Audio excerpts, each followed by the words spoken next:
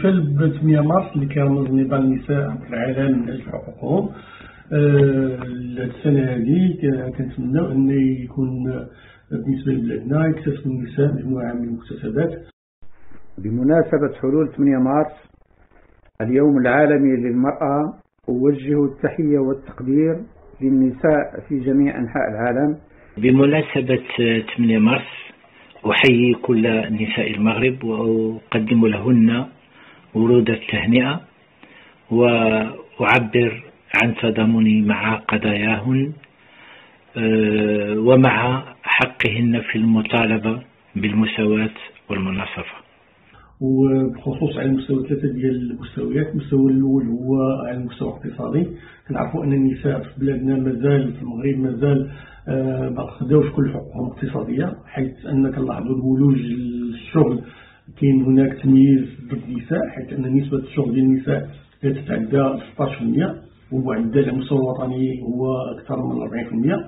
كذلك هو كيبقى مستوى ضعيف، لكن هناك تمييز ضد النساء. كذلك على مستوى الأجرة كيبان أن كل الدراسات كتبين واحد الفرق ما بين النساء والرجال في الأجرة وفي التغطية وفي التحمل المسؤولية. المستوى الثاني ولا الرافعة الثانية متعلقة بالحقوق السياسية. كنلاحظوا أن النساء هناك تمييز ضدهم، حيث أن كيبقى دورهم هامشي في الحياة السياسية الوطنية لا على مستوى المؤسسات الرسمية والغير رسمية، ولكن كذلك على مستوى الأحزاب السياسية.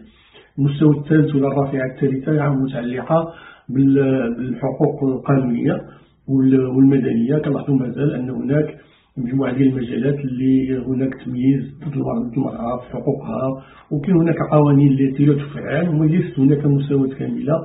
Alors si je devais proposer 3 leviers qui permettraient d'améliorer la position de la femme dans la société marocaine, je penserais à l'éducation, à l'égalité des droits et à la promotion de l'emploi de la femme et de l'insertion de la femme dans le marché. Et je pense qu'il faut tenir le taureau par le corne en la matière, comme dans d'autres matières économiques et sociales.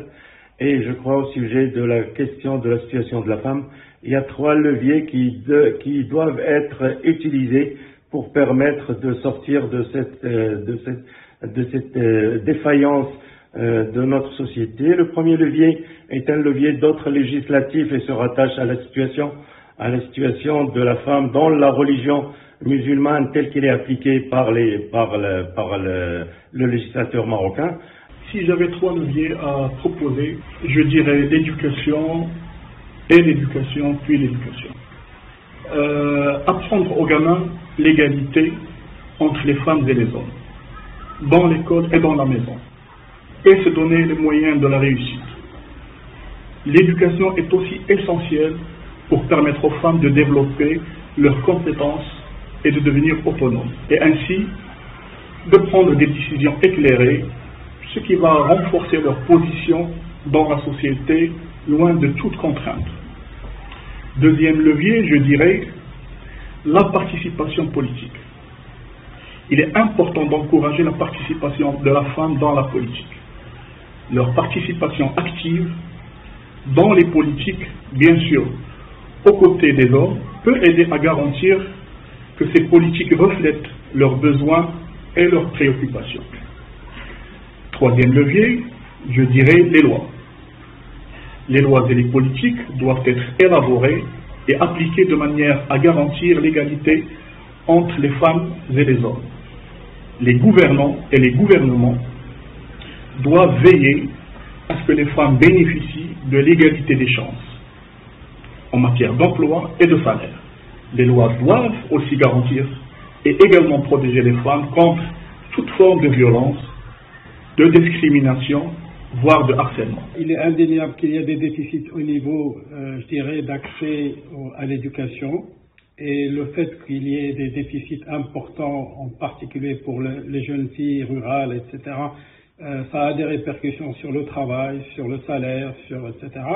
Mais il y a aussi des déficits globaux concernant le statut de la femme et également au niveau des possibilités d'accès égal de chance. ces inégalités, elles ont besoin d'être traitées à différents niveaux. Parce qu'elles n'impliquent pas uniquement, il y a un problème de loi, un problème d'effectivité de la loi, mais il y a également des problèmes d'ordre culturel, d'ordre idéologique, etc. Et il s'agit de travailler ensemble, les femmes et toutes les organisations progressistes, pour remédier à cette situation. إن منظورنا لتحرر المرأة يتأسس على الانتصار لقيم الحرية والمساواة والديمقراطية في إطار عملية ديال التنوير والتحرر. تعرفون أن الوضعية الحالية للمرأة المغربية فإنها تعاني من كافة أشكال التمييز والتضييق والحد من المشاركة ديالها في جميع المجالات. لذلك فإن النضال يجب أن ينصب على تمكين المرأة وعلى التنوير من أجل تحرير المجتمع من هذه الأشكال للتمييز وأشكال الصورة النمطية على الصورة النمطية التي منتجة من خلال التمثلات ديال نمط الإنتاج القائم على الذكورية وعلى القهر واللامساواة.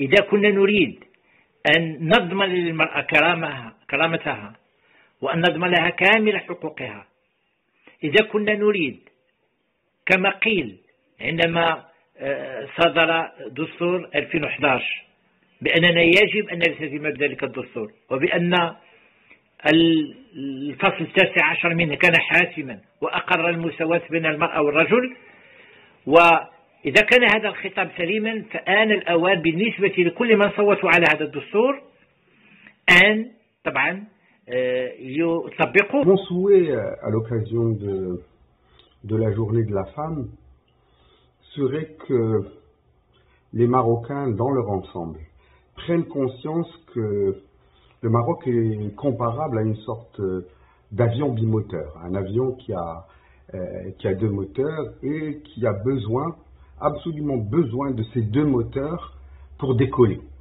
On voit mal un avion qui parviendrait à décoller en utilisant un seul de ces moteurs. Et pourtant, c'est la situation que vivent les pays comme le Maroc, où les femmes sont souvent marginalisées et ne sont pas mises en situation de contribuer pleinement.